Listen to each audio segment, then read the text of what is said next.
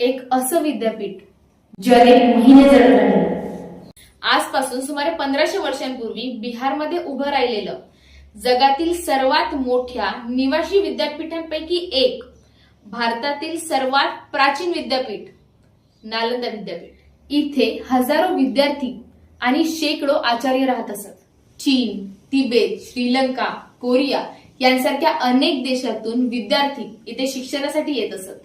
फक्त बौद्ध धर्मच नाही तर गणित, खगोलशास्त्र, आयुर्वेद, व्याकरण, तर्कशास्त्र अशा अनेक विषयांचा अभ्यास येथे होत असे.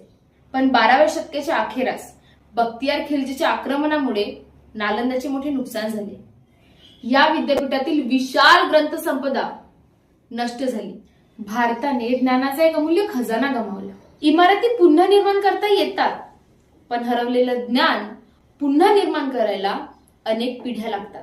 म्हणूनच नालंदा ही फक्त एका विद्यापीठाची गोष्ट नाही, ती ज्ञान, संस्कृती आणि शिक्षणाच्या जतनाची आठवण आहे. कारण पुस्तकं जाळली जातात तेव्हा फक्त कागद जळत नाही, तर एका संस्कृतीची स्मृती देखील राख होते.